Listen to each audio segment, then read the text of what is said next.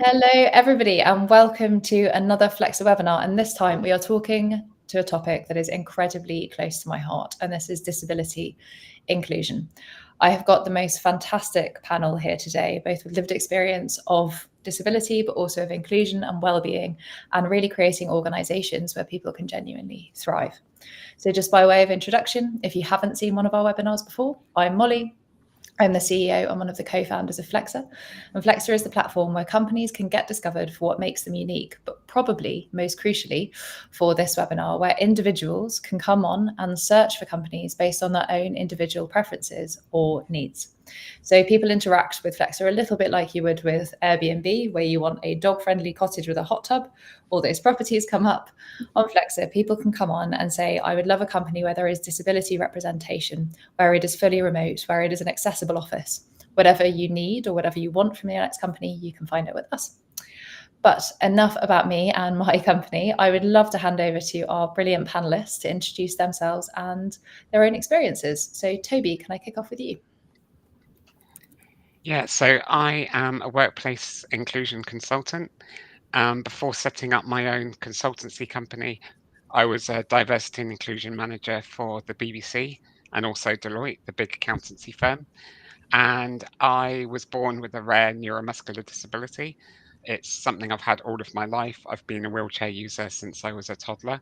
So I've got my own personal lived experience of trying to get into the workplace and also trying to get ahead in the workplace with a physical disability.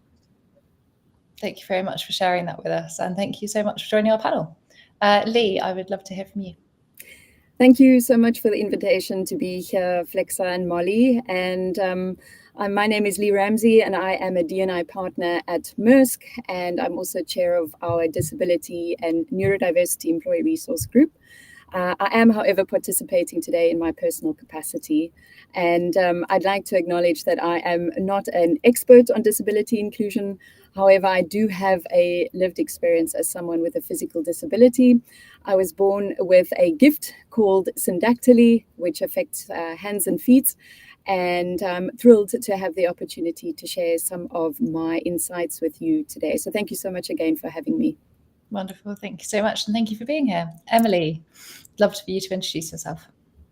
Hi, everyone. I'm Emily. I am the Global DEI and Wellbeing Manager at TUI. I'm also the founder of Manna, which is a charity dedicated to advancing the wellbeing of disabled people. And just like Leigh and Toby, I also myself have lived experience. I'm Molly as well. I've got lived experience as well, disabilities. So both here from a personal and professional perspective today.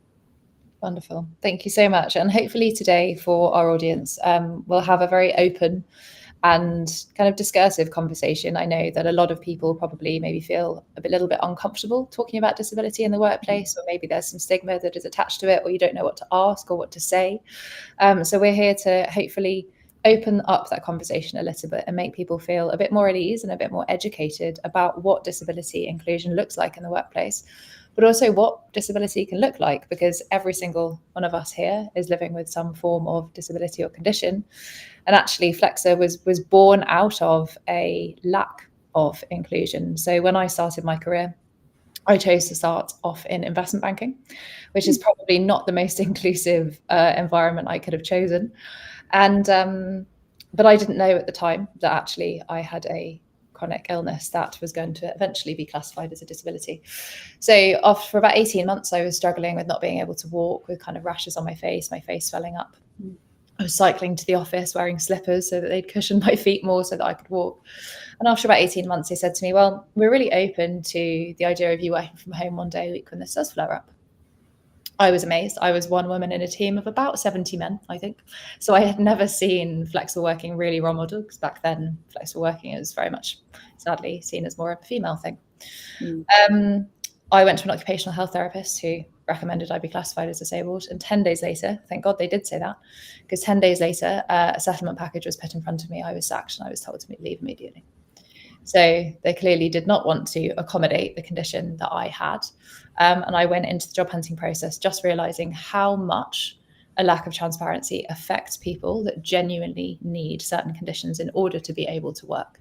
And I think that's one of the most important things to say here today is, you know, we can talk about flexibility, about inclusion, about accommodations. But for a lot of people, it is the difference between being able to work and being totally excluded from the workforce. So it really is an incredibly important discussion to have. And on that note, I would love to kick off with some common misconceptions, because I know that I have seen many.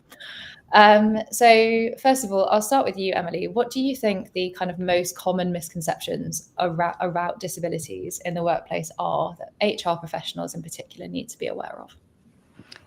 Do you know what? It actually, my first thought is literally just what you just said in terms of the fact that we feel that we can't talk about disability in the workplace. I think I've witnessed it, I've experienced it.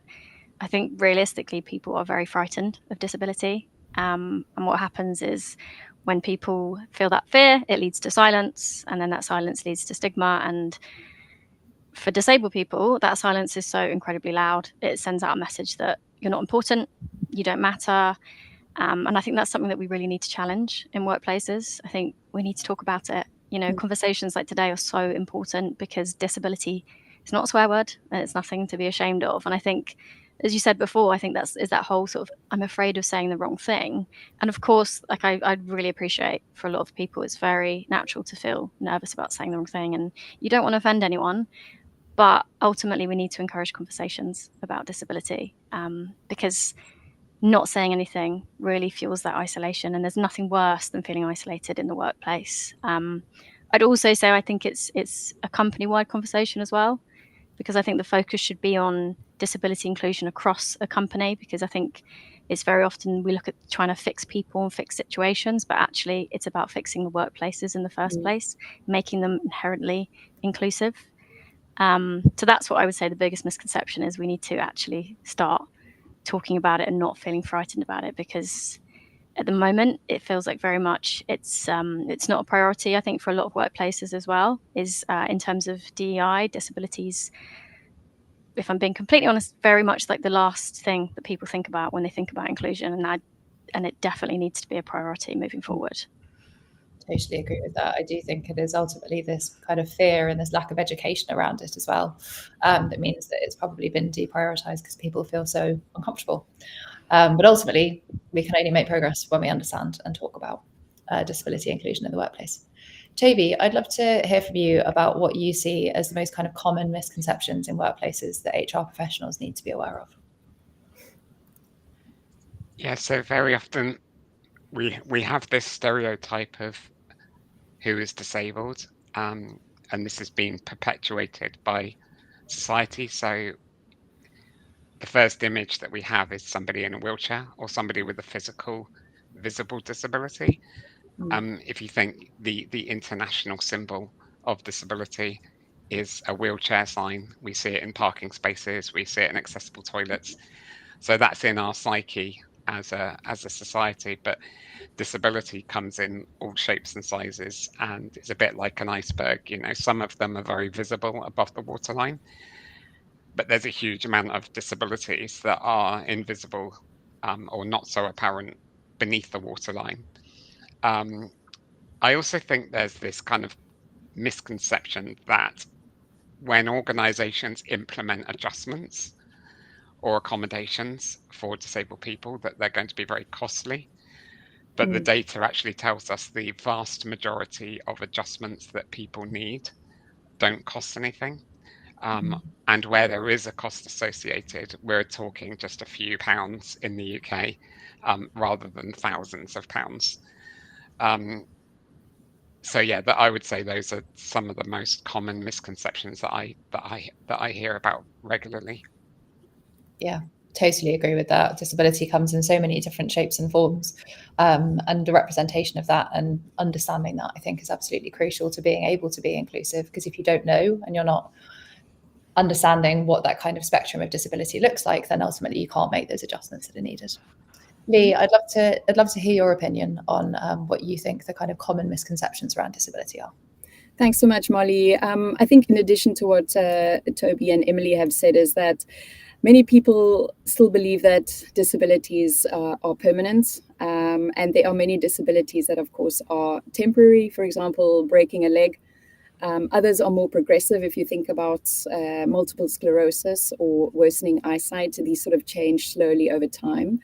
And it highlights really that this ability or disabilities can shift over the lifetime of an individual. And especially when we look at demographics of workforces these days, there's different age groups now. And I think people are living longer and working longer, right? So you'll sort of see that disabilities will change over the years to come. And then I wanted to just build on something that Emily had said, when it comes to sort of these barriers. A common myth that I have heard in my experience is that people with disabilities are less productive. So some people assume that employees with disabilities can't keep up or will need more time off or a lot more support. But the issue isn't necessarily the person, it's that environment that creates the barriers. And so what we also like to look at is sort of the social model of disability. When we remove those barriers, like improving access or making small adjustments, which Toby said are not always expensive and some are mostly free. When we remove those barriers, people with disabilities can thrive and be just as productive as anyone else. I totally agree with that. And I think that was something that when I was first diagnosed in my kind of mid-20s, I really struggled with this idea that because I was asking for flexible working, I was seen as less committed to my career and less likely to work really hard. It was as if all of a sudden having a chronic condition meant that I wasn't seen as being as driven as my able-bodied counterparts, which I found an incredibly kind of frustrating misconception to try to overcome, because to everybody's points, we've already kind of talked about it. It's not about the person, it's about the environment in which we can thrive. And it is just different, and it will look different for each kind of person, but we can still give often, I mean, not all disabilities, but often can still give just as much as someone that could thrive in an in-office 9 till 6. I just wanted to say to our audience, we'll have lots of time at the end for questions. So if you pop them into the kind of comment sections of wherever you're watching from, then we will come to them at the end and make sure that we've answered everything that you are curious about asking. And no question is a stupid question at all. Like, we really do want to kind of open up this conversation and really help people to feel involved and hopefully feel a little bit more comfortable and confident talking about this afterwards. So another kind of question that I'd love to touch on, and we've already started kind of opening and moving towards this, is how can organizations move beyond kind of like basic compliance that we've talked about to create really truly inclusive environments for employees with disabilities? Because I think there's a very big difference between kind of basic compliance and making sure you're not breaking the law versus creating cultures where people can genuinely thrive.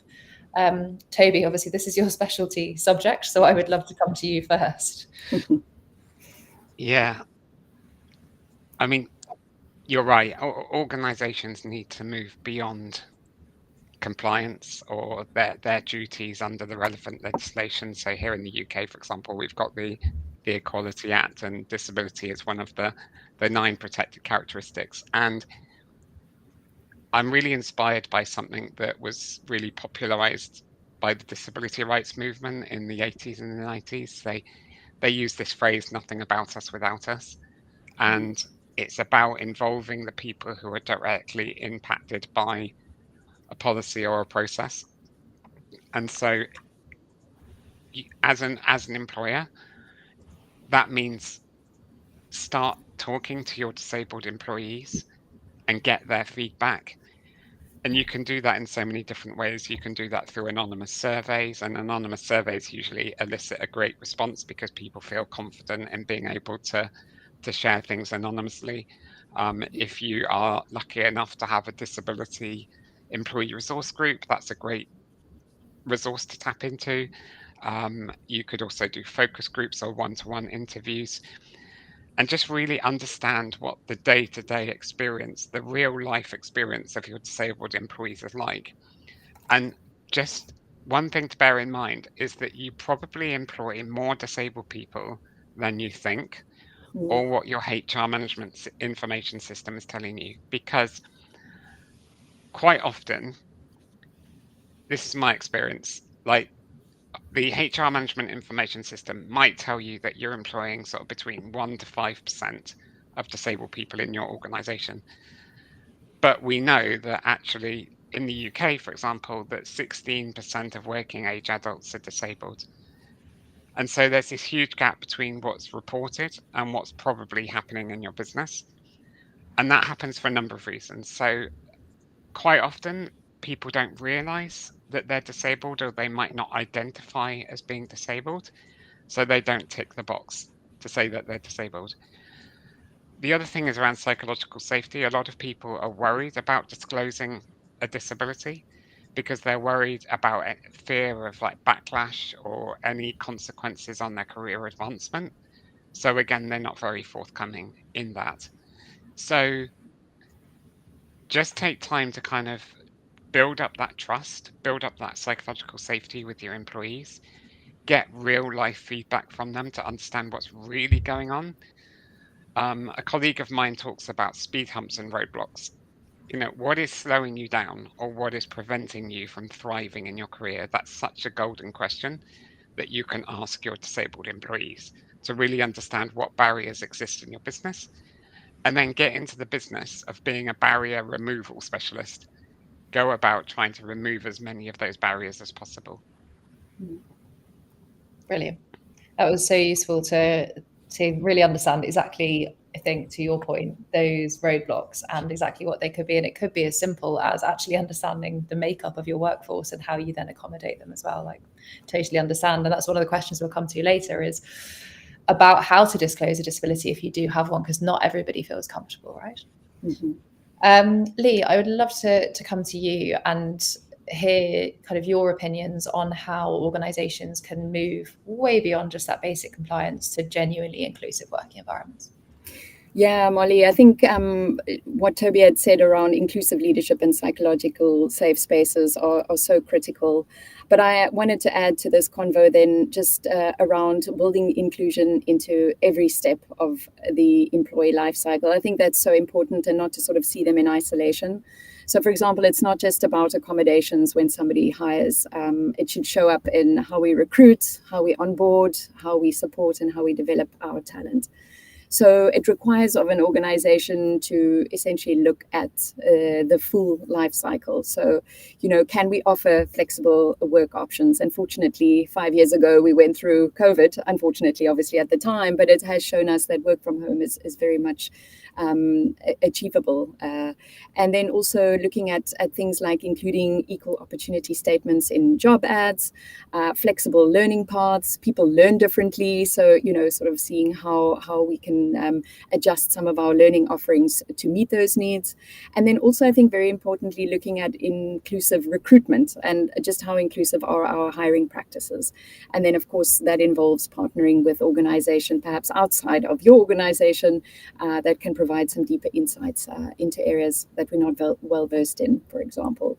And then the last one, and then handing it over, would be around just looking at something that we term universal design.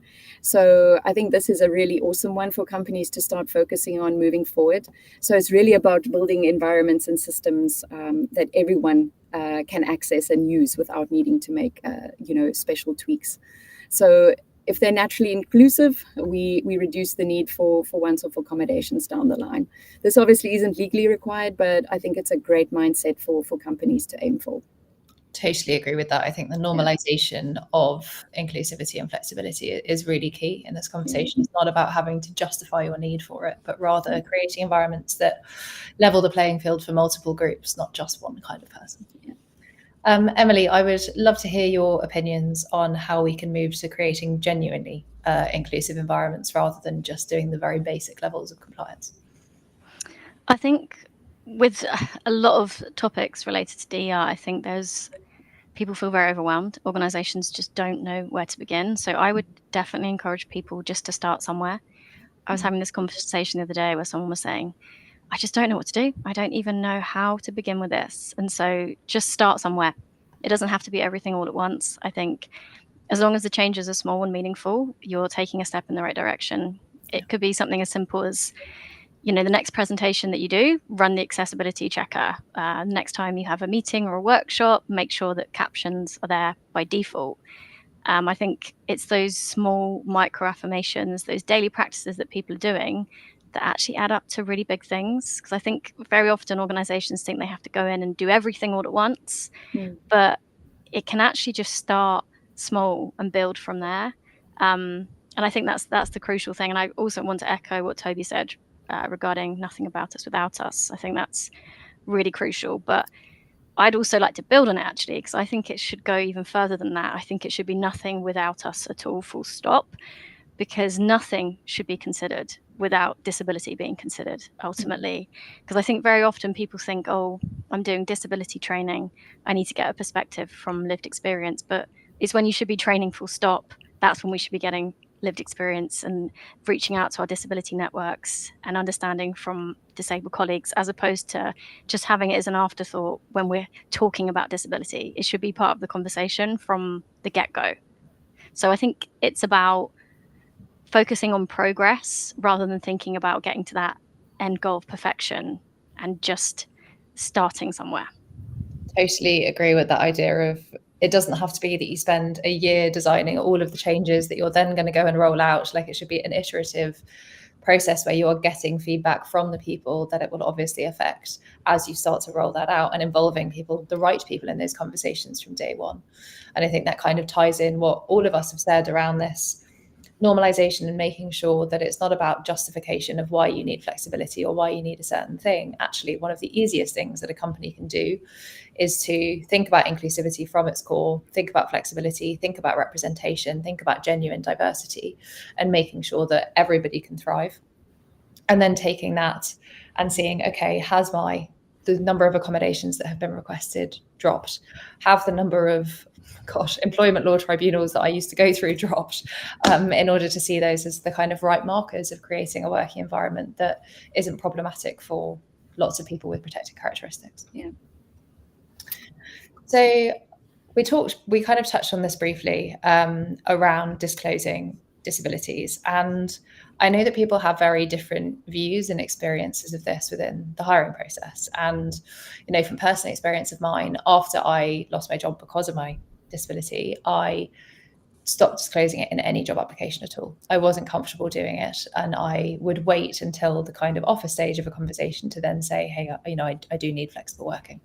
And that wasn't the most efficient nor effective way of doing it, hence obviously why we started Flexa, to make hiring processes more inclusive and more accessible. But it was very much a fear of mine that disclosing my condition would then mean that I was discriminated against. And we've obviously seen this in a lot of data that is actually true. But I hope that the world is changing slightly positively. So I would love to get people's thoughts on disclosing disabilities, how you feel about it, and if there are any red or green flags that you think individuals with disabilities or conditions should look out for. And Leigh, I'd love to start with you. Yeah, thank you very much for that. Molly, I think it's always voluntary self-disclosure, so there's never pressure for anybody to disclose what disability they may or may not have. And I think there are various ways of doing that, and sort of just creating environments where folks come in and feel comfortable to approach their manager.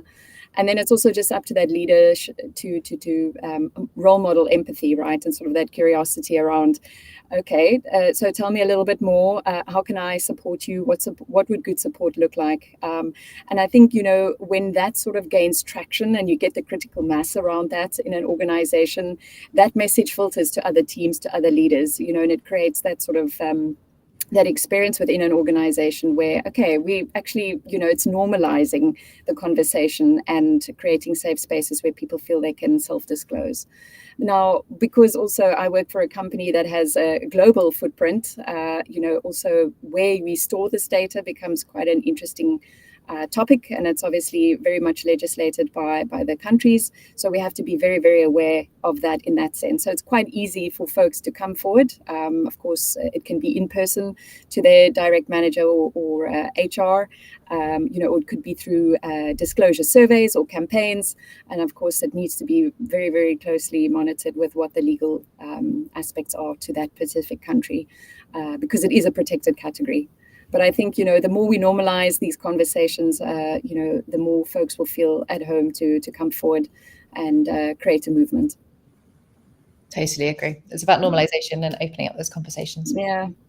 Emily, I would love to hear your thoughts on disability disclosure and the red and green flags to look up. Yeah, it's interesting because I think depending on if it's an interview stage, I would say obviously, as Leigh said, it is very much like it's deeply personal. It's up to you and how you feel in terms of safety. But I think at interview stage is a great way of sussing out, whether that company is truly inclusive and if it's committed to what it's saying it's doing. Very often, you can tell by a reaction in terms of if you're asking for adjustments, if you're getting a reaction of, oh, this isn't something that's been asked before, or, I need to see proof that we can make these adjustments for you, etc. I think that's really telling. Or if, on the other side, you might have a really positive experience where someone's really willing to open up and say, that's fantastic. What can I do to support you? Here's what we've got available in terms of adjustments, because that's also a big issue, is very often someone will open up about a disability and they will say, well, what do you need? And the response is sometimes, I don't actually know. What can you offer? What is available? And if the response to that is then, oh, I'm not really sure, we don't have anything available, I don't know what we can offer you, then that's, again, a bit of a red flag. So I think making sure it's a great way of sussing out if a company is as inclusive as they say they are. Because also you can sense it. You can sense it as well when you're talking to someone, if they are being genuine and sincere in terms of wanting to support you. So I think that's a really good way in terms of if you feel comfortable doing so at that stage. It's a way of evaluating and seeing. But I think it's really important to remember that if you are choosing to disclose it, and if that's the route that you want to take in terms of navigating it, being made to feel that your disability is a barrier to your success is when that's a huge red flag, because it's very much on the company themselves. If they are not willing to accommodate and make adjustments, that is highlighting them and kind of what they stand for. So yeah, I think it's a great opportunity if you feel comfortable doing so at interview stage, because it tells you a lot what you need to sort of know about the company before joining, I'd say. Totally. And it is ultimately quite a lot more efficient. I remember going through all those processes, but then you'd be like, I really need to be able to work from home one day a week. And they're like, no, offer's gone, can't do it. Yep. And you waste a lot of time. So as much as it does feel scary, it can be more efficient. Just from a time perspective. Toby, I would love to hear your thoughts on disclosure and red and green flags. Yeah, this is something I've grappled with in the past about whether or not to disclose that I have a disability at what point in the recruitment process to disclose it. And in a way, I feel a bit lucky in a way because I have a physical, visible disability.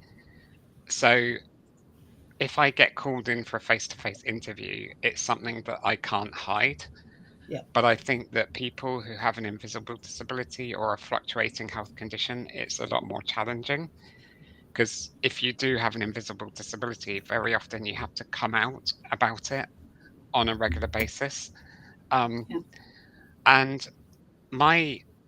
if we look, there's Scope, the nationwide disability charity in the UK, and they did some research and they sent off identical CVs to employers, and half the CVs mentioned a disability. The other half had no mention of disability. But apart from that, everything was identical. The names, the experience, the skills, etc. was identical. And they found a significant decrease in those CVs mentioning disability being called in for an interview. So I think there is a very real concern that if people do disclose disability, there is bias in the recruitment process, and it puts you on a back foot compared to non-disabled candidates. I think that's a very real issue. Equally, Disability Rights UK did some research, and they found out that one of the main concerns that employers had was about disabled people not disclosing a disability. And therefore, if they're not disclosing a disability, and they weren't, they weren't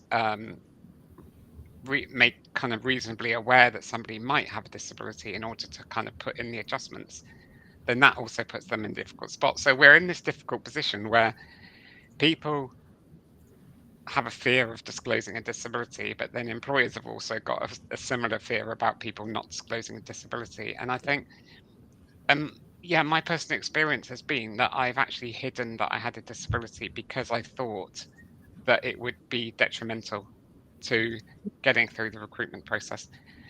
But then equally, I was thinking, well, if that is the case, is that an employer that I want to work for? And kind of, I was kind of flip-flopping between the two. Yeah. And I think it's really difficult to make that call and make that judgment, because at some point it's likely that conversation will come up. It's just at what point do you feel like either they've realised already that you're great, that they really want to hire you without that concern of disability, or is it somewhere where, to Emily's point, actually it's more efficient and it's better to be able to screen that employer by saying it sooner rather than later. It's such a difficult thing to try to dig into, and it is deeply personal as to what somebody's preference is. I'd love to kind of touch on, because I know we've got a lot of HR professionals in the audience. So touch on the conversation around reasonable accommodations. So what advice would you give to HR teams around approaching those accommodation conversations to make them feel productive and, probably most importantly, comfortable for everybody involved? Emily, I'd love to come to you first. Yeah, it's interesting. So I think this is one that is such a challenge, because I think, again, it comes back to that fear piece, as people don't know how to have these conversations, and sometimes these conversations can do more harm than good, because I think ultimately, mostly we have sort of created systems where people feel like they have to justify themselves and their disability, and it can be such a dehumanizing experience. I would say, personally, I've been there, and it just feels exhausting. Like, even the thought of going to have the conversation can feel hugely stressful. And then when you're met with a response that is either negative, or you feel confused or drained, etc., it can just really impact you. So I think it's really crucial that these aren't conversations that we're having as sort of a one-off. I think this should be a case of focusing on line managers in terms of supporting them, in terms of helping them, empowering them to be able to have these conversations regularly, by checking in with their teams. And it doesn't have to be, what accommodations or adjustments do you need? Or it doesn't have to be worded like that. It can be more sort of, how can we make sure you're working at your best? What support do you need to be able to thrive here? We want to be able to support you best we can.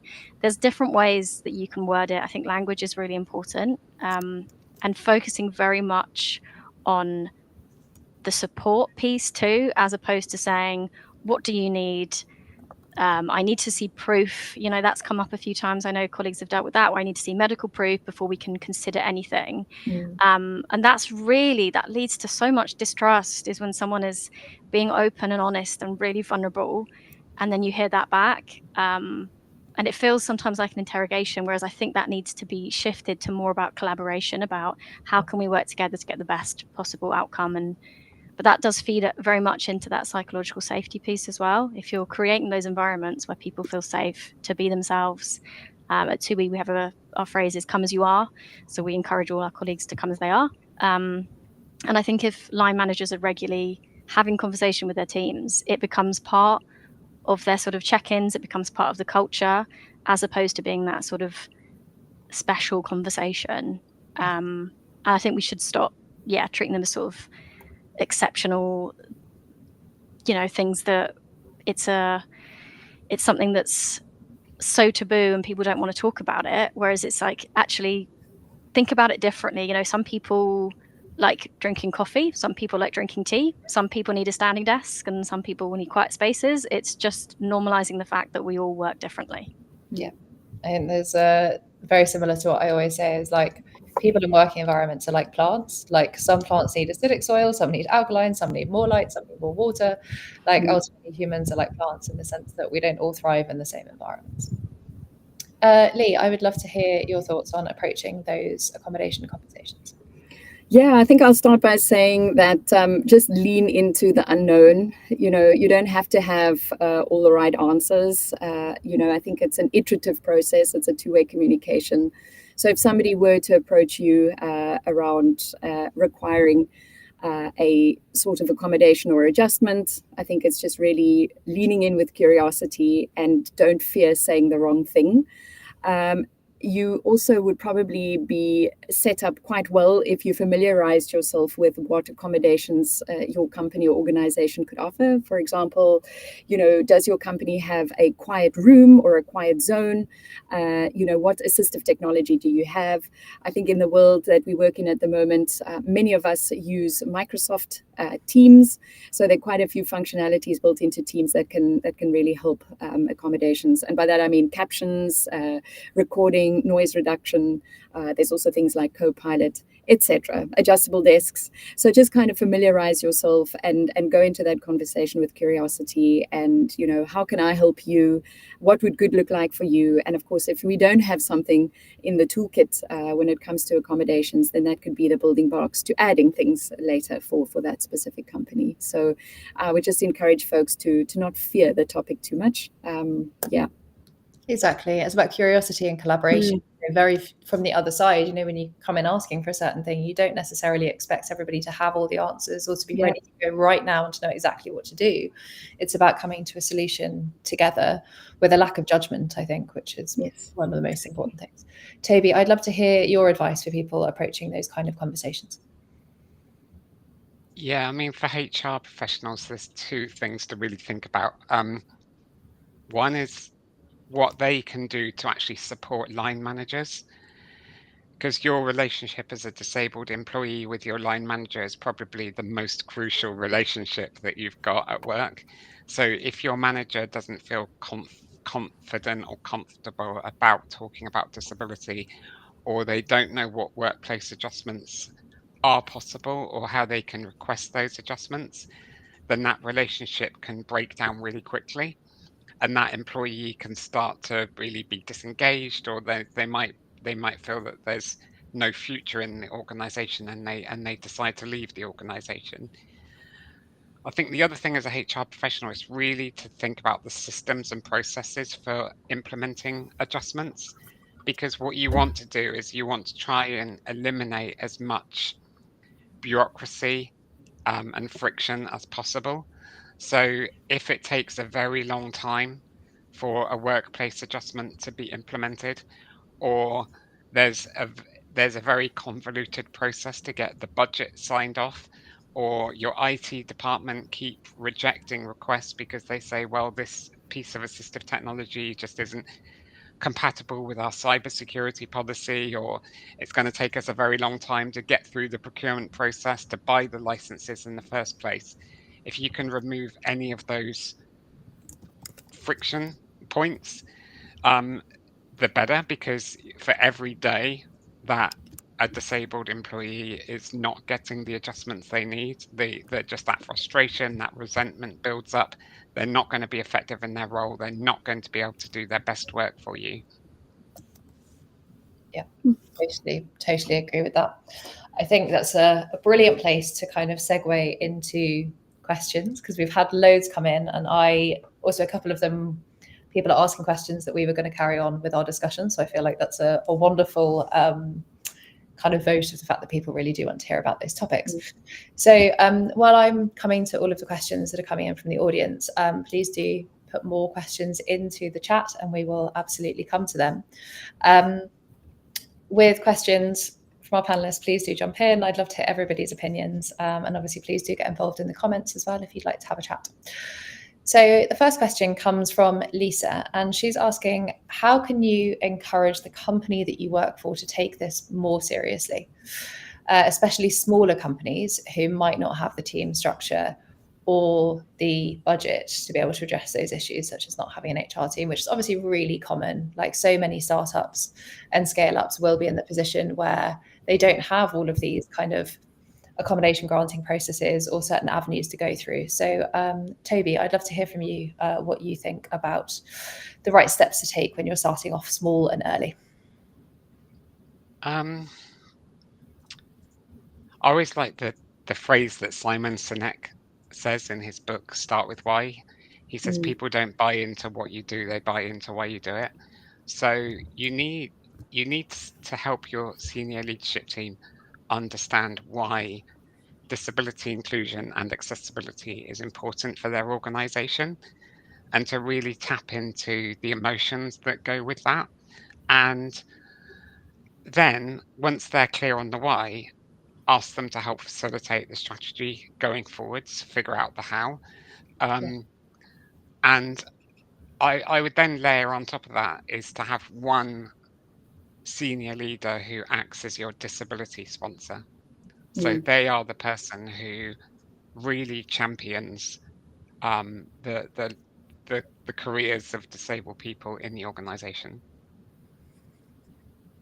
Yeah, absolutely. I think that's fantastic advice in terms of really seeing that representation and making sure that somebody feels supported and backed up, ultimately, from a psychological safety perspective. Our next question comes from Alice Jones, and she's asking, do you have any recommendations for making the interview process more inclusive within a remote first organisation? Emily, as TUI is notoriously so flexible and performs so well on Flexa as a result of that, I would love to hear your advice on this one. Sorry, would you mind repeating the question? Is that okay? Of course. Do you have any recommendations for making the interview process more inclusive within a remote first organisation? So maybe when they're not doing face-to-face interviews. Yeah, absolutely. So there's actually, I can give some examples of what we do at TUI, actually. In terms of providing interview questions beforehand is a really important part of what we do. As Leigh said as well, in terms of encouraging people to let them know that, things like with Teams, there are so many options when it comes to accessibility on there. But also, like, our fundamental part is ensuring that our hiring teams and our talent acquisition teams are trained on inclusion. So we have our inclusion training, but we also, something we've just recently released, our inclusive guidelines. So this is something that actually came about from conversations I'd had about disability with colleagues where people weren't sure of what to say. So we've put together these guidelines for everyone within the company to refer to, where it just says, instead of this, why not try this? And some justification behind it in terms of if someone's asking this, here's examples of what you can say when you're stuck in a situation thinking, someone's just told me that they have a disability and I don't know what to say next.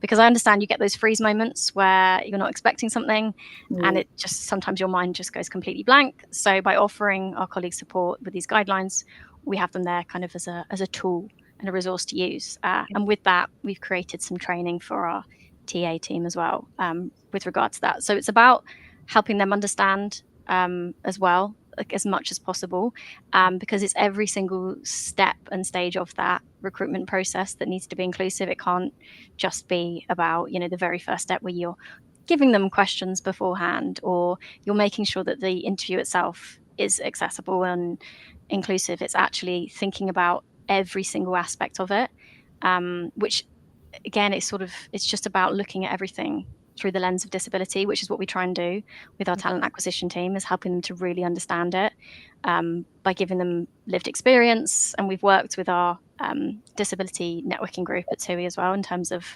putting everything together, which has been really helpful. Amazing. Obviously, a lot of thought has gone into that, which is wonderful to hear and really useful to hear the actual experience of how you've implemented that at TUI. And I'm sure a lot of people listening will be able to take away some kind of key nuggets of wisdom there. So we've got another question from Carolina Silva, who asks, do we have any suggestions for young professionals starting out as to how we can advocate for ourselves and our invisible disabilities? She feels like as we start into the workforce, we can struggle to feel entitled to the accommodations as we don't have experience to fall back on if it leads to a negative work environment. Leigh, I would love to hear your perspective on this one.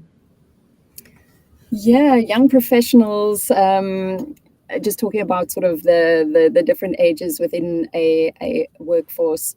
I think if your organization doesn't have an employee resource group, that is the perfect opportunity to start it up.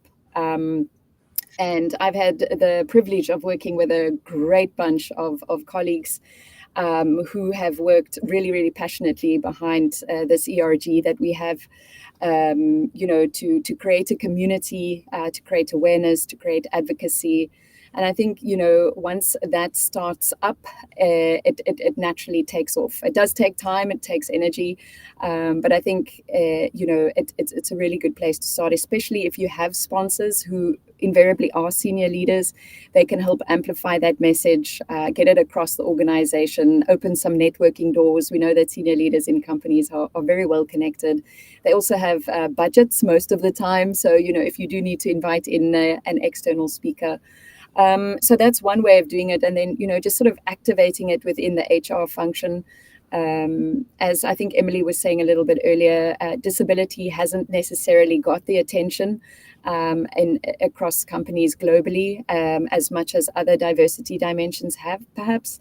So I think, there's also this opportunity for us to bring this to the fore. And the last piece that I want to say on employee resource groups is that we've also seen quite a lot of success with companies cross-collaborating when it comes to ERGs and sort of like sharing best practices and sort of creating an even more powerful community around that. So I hope I've given some insights into what I think would help at least explore that as an option. Yeah, definitely. And I think, it's a very justified feeling of when you're young and coming into the workplace, like not really feeling entitled to those accommodations, or maybe not seeing yourself as somebody who maybe needs them. And I definitely felt that in terms of asking for flexible working when I was 23. It very much felt like flexible working was for working mums, and people would often ask, oh, do you have children? And that wasn't the reason that I needed it at all. And it kind of felt like people were trying to make sense of it by sort of putting me into a different category in order to be able to grant those accommodations. And so obviously it's tricky to have that confidence and feel that ability to kind of push through and really ask for what you need. But ultimately, the right companies will support you, and the right companies won't expect you to over justify what you're asking for. I think as well, can I just say on that, I think it's also about reframing it for yourself, because I think we're so often made to feel that we're asking for special treatment and we're being difficult. Whereas I think for me, it really changed when I reframed it for myself, where I was like, actually, no, this is just about me showing and telling others how I work best. And it's actually helping them as well. So it's just making the environment for everyone a lot better. But I think the reframing it massively flipped things for me. So I would encourage that as much as possible. No, that's really useful advice. Another question comes from Beth, and she asks, what legal updates or regulatory changes regarding workplace disabilities should HR professionals be aware of in 2025? Toby, I would love to come to you for this one. Yeah, hopefully my Wi-Fi won't crash again. So I think, obviously, we've recently seen the introduction of the Worker Protection Act, that in terms of arranging flexible working and things like that we know benefits disabled employees a lot. So that's one thing. There is talk about introducing disability pay gap reporting, for instance. There are some organisations which have got ahead of the curve. So, for example, the BBC reports on disability pay reporting, even though there's not a legal requirement to do it now. And I think it's a good step to take if you can do it and you've got the data to do that. So those are the ones that immediately come to my mind. And then, of course, we've got the good old Equality Act that's been there since 2010 that we have to, follow from a disability perspective as well.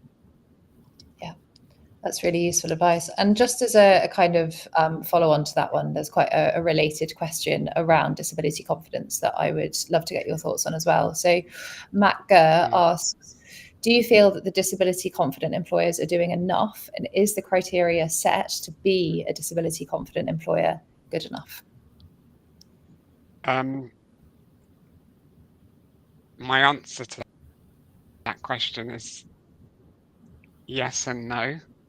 Very easy to attain level 1. To do is literally sign up on a form on the DWP website, download an information pack, and you can put on your website that you're a disability confident, committed employer. and then you can basically take no action. And that's really frustrating because you've got the logo to say that you're committed, but then, there's no accountability in terms of getting anything done. You then obviously are doing like a self-assessment, identifying the gaps and then trying to plug those gaps with actions. But again, it's not until you try to get to level 3 where you get an external party to come and mark your homework, essentially. So I think, unfortunately, there's not many organizations that have got to level 3. It's not hard to get to level 3, to be honest with you. And I just wish there were more organizations that... I think the DWP framework is actually very good. I think it's a good starting point. It ticks a lot of the boxes that you need to think about as an employer. It was developed by the DWP in consultation with industry and also in consultation with disabled people. So it's a very useful framework to follow. I just wish more employers were just more proactive, more action to try to get to level 3 to achieve at all. Yeah, that's really useful to kind of understand the different levels and kind of what goes into it. I think a lot of people wouldn't necessarily know what good looks like in that kind of scenario. So another question comes from James Arnold, and he asks, how can organisations, inclusion or disability networks or groups truly support the workplace and make it more accessible? And where do these networks or groups fall down and where could they be improved? Emily, I would love to hear your thoughts on this. Yeah, this is a great question, actually, because we've just launched our employee networking groups at a global level. So very much they were like UK and I focused at Toby. We've had a real push from our networks there, but we're now expanding them to be global. And it's really interesting to kind of see the transition and the change. And obviously so many different perspectives, and that intersectionality piece has been really important, I would say, when it comes to the networking groups, because I think we do have a tendency with some of these networking groups to view it from one perspective, which is of course we're going to do, but it's also really important that we don't just exist as one thing. We're not just, someone with a disability. There's so many layers and complexities to us as human beings. So I think the intersectionality piece is actually really important when it comes to engaging with the networks, because it helps to really shape an inclusive and accessible workplace for everyone. In terms of what they can really do to support the workplace and make it more accessible, I actually think it's about HR professionals and the companies themselves engaging with those groups more, because I think very often they seem to exist separately. And, this has definitely been the case before in organizations where it's, they're running fantastic events and initiatives and they're really campaigning for change. But I think the issue is when there's not cross collaboration, and then there needs to be more collaboration between the two, because they are the ones with lived experience and they have such great insight. And I think so much of the work that I've done at TUI has been born out of conversations I've had with the disability networks. So I think it is engaging with them far more, and also keeping that momentum going is really important in terms of checking in with them. And also, so for example, if I think about the inclusive guidelines that came out of conversations that I had with the network group, it was a case of getting feedback from them. So when I was creating the guidelines, I checked in with them and I said, right, let's write them together. So they helped me write them. And then afterwards, like with launch, I took it back to them just to get the final thoughts and views. We shared it as a networking group. I went through it with them before it went out to anyone else, and very much communicated that this was created with them. And so I think that has been so fundamental in helping them know that they're part of the journey, and it doesn't just come from HR, it doesn't just come from me. It is also, colleagues are fundamental to things being successful and helping things be more inclusive, because everything should be shaped by colleagues. It has to be colleague led, I would say. Yeah, totally agree with that. And Leigh, I have a question for you from Rebecca Harpham, and a couple of people have asked something similar around job searching with an invisible disability. So Rebecca has been out of work for 6 years and can't even get to the interview stage with a lot of organisations. She has previous admin experience, but every remote role that she's come across requires extensive recent experience, and I just can't seem to get my foot in the door. this is a similar question around advice for job seekers that have invisible disabilities and are struggling to get to that interview stage. Mm-hmm. Actually, thank you so much, Molly, and thanks, Rebecca, for that question. I'm reading through them here on the right side of the screen, and I actually saw Rebecca's question and thought to myself, I'd love to answer this. So Rebecca, super question, and I'd like to answer it probably in two ways. Many times we see, especially women, might not have the confidence to apply for a role where they've not ticked all their boxes in the job requirements section of the job ad, right? There might be 12. These are the things that you must have. But even if you only tick 4 of those boxes, go for it. Just apply, have the confidence, and you can fake it till you make it and learn on the job and just get in there. So maybe just part of my advice is try and look outside of admin experience and, maybe just sort of spread the net a little bit wider to see if there's something else that might be of interest and that you have the skills that you can take forward to that. And then I'm not sure what invisible disability you have, but also just be mindful of the type of role that you would be interested in, that's not going to be a drain on your energy levels or be really taxing for you to be part of. And then lastly, I mean, if there's anything that's interesting, I changed my career. I was in the business for many years, and 2 years ago I transitioned into this DE&I role because of my lived experience, and I really wanted to make a difference. So I didn't have any experience in DE&I, but I have this passion and lived experience, and I thought that this was an important agenda for us. So you also have an opportunity to reinvent yourself. So yeah, hope that there's some nuggets in there for you. Thank you so much. And probably one last question as we're coming to time. Emily, I'd love to come to you on this one. So Harry is asking to hear, what's one innovative hiring practice that your organisation has implemented that has increased recruitment or retention of employees with disabilities? It might be hard to put numbers on that, but I suppose it's kind of us coming back to inclusive hiring and how TUI has opened up their kind of talent attraction to attract more diverse talent.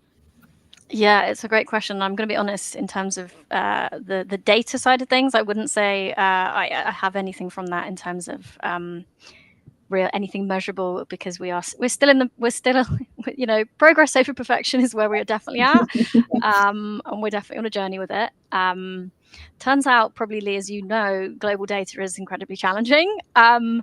But in terms of innovative hiring practices, I mean, for me, definitely what I have seen is the simple things. And I know I come back to what I said before, but it's actually the really small things, is just where someone has had a really great experience because a hiring manager has just really got it, has just understood and had a conversation where it felt like an actual conversation. They did not feel that they weren't being made to feel embarrassed or shamed or that they shouldn't talk about it.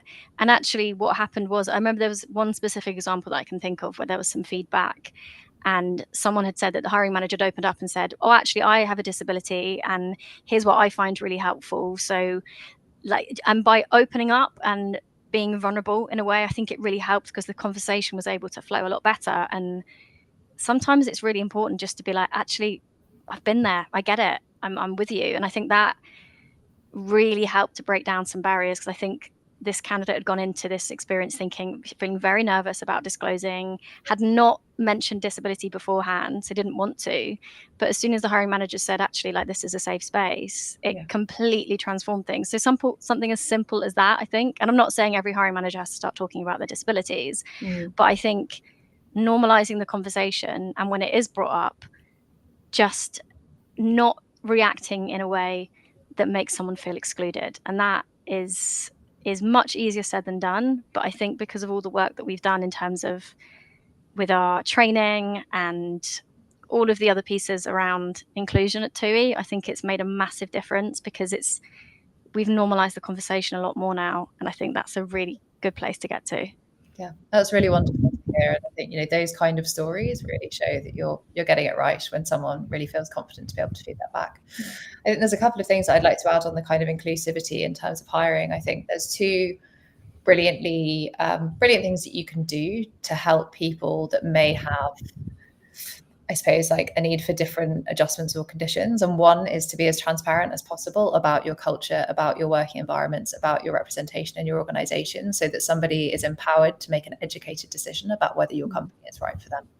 I think very often companies tend to hold their cards very close to their chest, thinking, oh, if people know that we've got amazing sick leave, everyone's going to come and take the piss. That's not how it works. Being transparent just means that people can make an educated decision.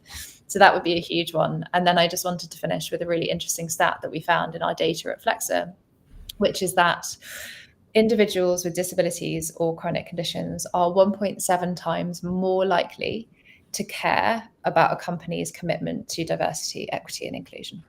So if you are thinking about trying to attract diverse talent, and obviously talent that have disabilities or conditions, really being clear on your stance on inclusion, really being clear about the makeup of your organization, and telling stories from individuals in your organization that may well have a disability or a condition as well. And that is going to massively help your attraction and appeal when it comes to showing that you're a genuinely inclusive company.